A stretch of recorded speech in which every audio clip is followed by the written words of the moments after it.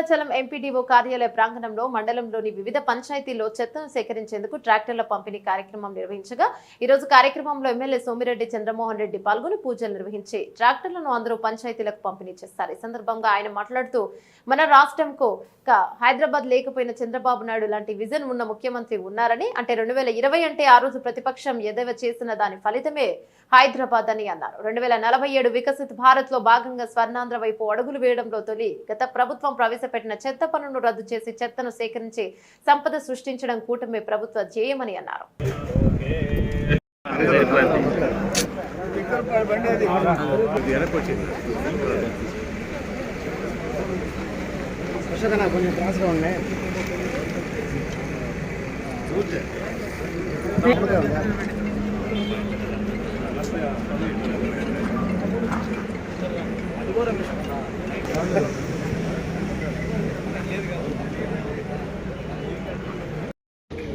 ఈరోజు ఏంటంటే ఒక 6 ట్రాక్టర్లు స్వచ్ఛాంధ్ర కార్పొరేషన్ వాళ్ళు వచ్చి AP agro industries development corporation ద్వారా ఒక్కొక్క ట్రాక్టర్ 6,01,926 రూపాయలు. 5 ట్రాక్టర్లు వెంకటాచలం, ఒక ట్రాక్టరు ముత్తుకూరు మండలం దొరువులపాలెనికి వచ్చినాయి. ఆల్రెడీ పొదలకూరుకి 2 వచ్చినాయి, మిగతా కూడా ఎక్స్పెక్ట్ చేస్తున్నాము. ఇదంతా ఏంటంటే ఉద్దేశము 2,000 జనాభా కంటే ఎక్కువ ఉంటే వాటికి ట్రాక్టర్ల చెత్తని క్లీన్ చేసే ట్రాక్టర్స్ ఉండాలని. అంతకుముందు 14-19 కూడా సాలిడ్ వేస్ట్ మేనేజ్మెంటు అవి కేంద్రాలు పెట్టి అక్కడికి చెత్తని తోలి అక్కడ ట్రీట్మెంట్ చేసి దాన్ని ఎటువంటి పొల్యూషన్ లేకుండా చేసేవాడు. లాస్ట్ 5 years చెత్త ట్యాక్స్ వేసారు కానీ దానికి అసలు చేసిన చర్యలు తీసుకున్న పాపాన పోలేదు. ఇప్పుడు మేము ఆ చెత్త ట్యాక్సు చెత్త పన్నుని రద్దు చేసాం, ప్లస్ ట్రాక్టర్లు పంపిస్తున్నాం. అంటే క్లీన్ అండ్ గ్రీన్ ఉండాలనేది స్వచ్ఛాంధ్ర ఇప్పుడు విజన్ 2047 ఇచ్చాము. ఉద్దేశం ఏంటి? రాష్ట్రం బాగుండాలని. వాళ్ళ ఉద్దేశం ఏంటంటే 47 దాకా మాకెందుకు, మాకు తొందరగా అధికారం కావాలా, మళ్ళీ మేము చెత్త ట్యాక్స్ వేయాలా, ఇది వాళ్ళ విజన్. అది ఇప్పుడు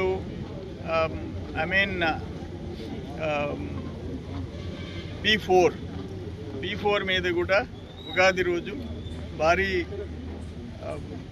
సభ ఇక్కడ అమరావతిలో. స్వర్ణాంధ్ర 2047కి ఇప్పటి నుంచే ఆ వైపు అడుగులు ప్లాన్ చేస్తున్నాం. విజన్ 2047 అంటే స్వర్ణాంధ్ర 2047. అందుకని ఆంధ్ర రాష్ట్రంలో ఇది డిప్యూటీ సీఎం పవన్ కళ్యాణ్ గారి శాఖ, పంచాయతీరాజ్ శాఖ నుంచి ఈ ట్రాక్టర్లు ఇవన్నీ రావడం జరిగింది. ముఖ్యమంత్రి గారు ఆ P4 విధానాన్ని పబ్లిక్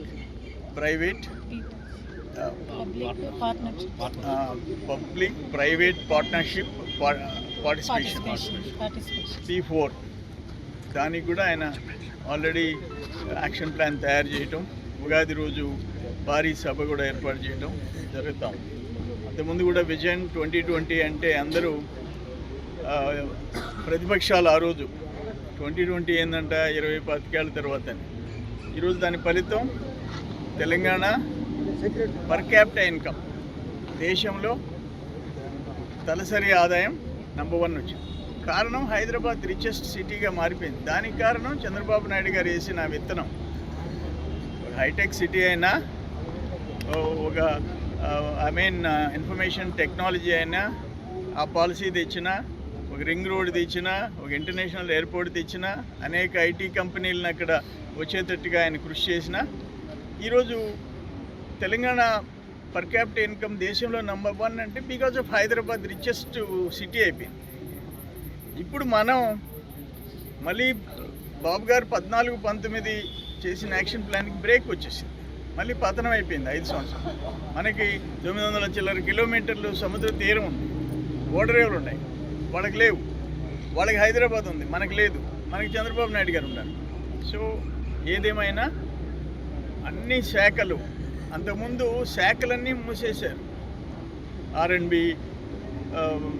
ఇరిగేషన్, నీటిపారుదల శాఖ మూత, వ్యవసాయ శాఖ మూత, రోడ్లు భవనాలు మూత. ఇప్పుడు అన్ని శాఖలు పంచాయతీరాజ్తో పాటు అన్ని శాఖలు యథావిధిగా పనిచేస్తాయి.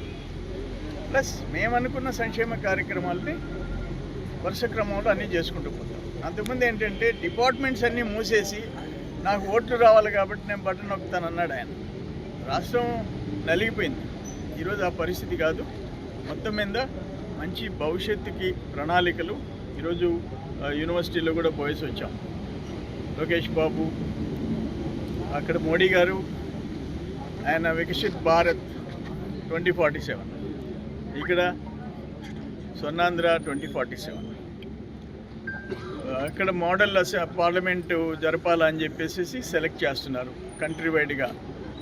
యువత పార్లమెంట్, యువజన పార్లమెంట్, ఇక్కడ యువజన అసెంబ్లీ పెట్టేదానికి లోకేష్ బాబు కూడా ప్రయత్నం చేస్తున్నాడు. ఈరోజు మార్నింగ్ ఆ 2 డే సెషన్ని, ఆ సెమినార్ని నేనే ప్రారంభోత్సవం చేసి వచ్చాను యూనివర్సిటీలో.